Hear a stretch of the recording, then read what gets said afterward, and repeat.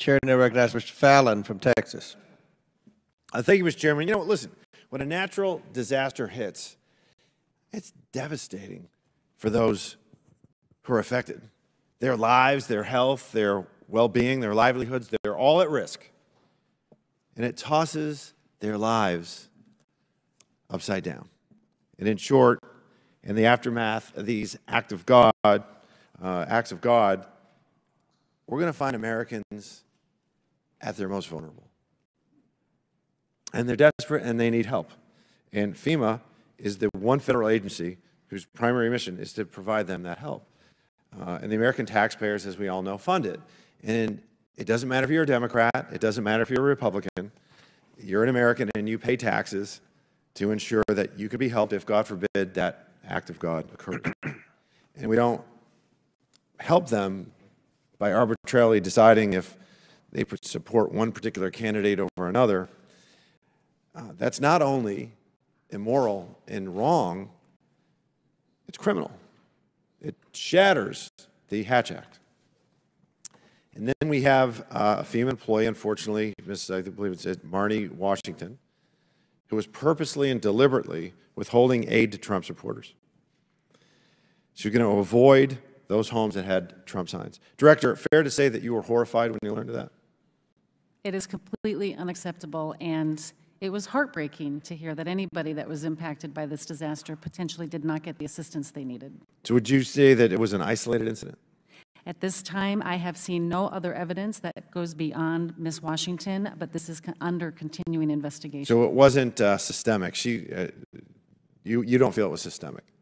I understand the reports that this employee is making. However, the evidence that has been presented to me does not show that this is a widespread problem, but I want to be certain that this is not a widespread Ms. Washington problem. disagreed, of course, and she said that she'd been scapegoated and that the FEMA, the agency, prioritizes avoidance and de-escalation in situations where some employees may feel unsafe, like, according to her, urban areas where there might be unleashed dogs.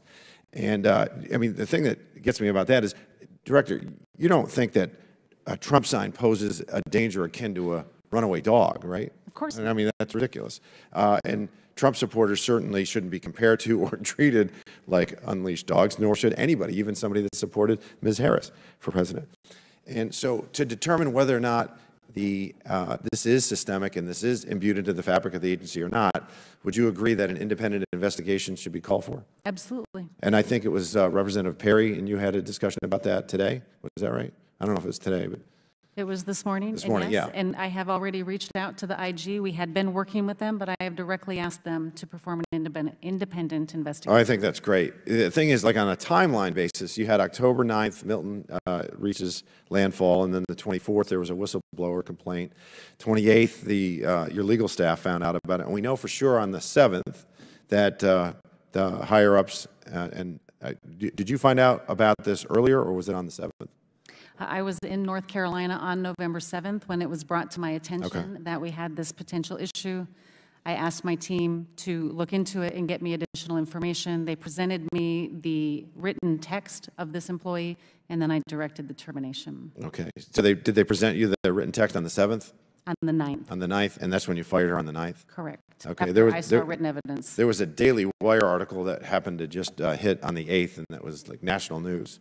And then she was fired the very next day. I was just concerned about the fact that your legal staff knew on the 28th, and this woman was not only continually being employed by FEMA, but also as a supervisor as well. And then, so you do agree that we should have an IG investigation, and I think that I also do, but that wasn't until today. Why the delay? There was no delay. We have been working with the IG since this was brought to the Office of Professional Responsibility.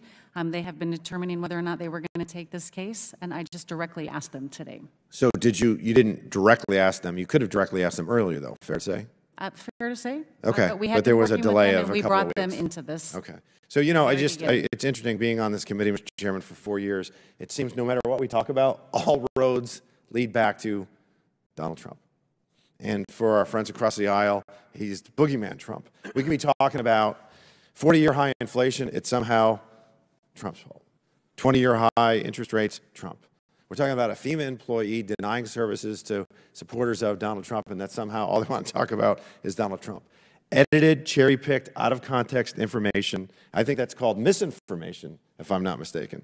And it's unfortunate because here's the facts, that Donald Trump was president for 4 years, and he approved 89 disasters in states that opposed him, including 17 in California, more than any state. More than 80% of the disaster requests that President Trump denied came from governors of states he won in 2016. And I'm going to have a quote here from an expert. There's really no difference that I've seen, said Chad Bergenis, the executive director of the Association of State Floodplain Managers. That is truth in context. Mr. Chairman, I yield back. Gentleman yields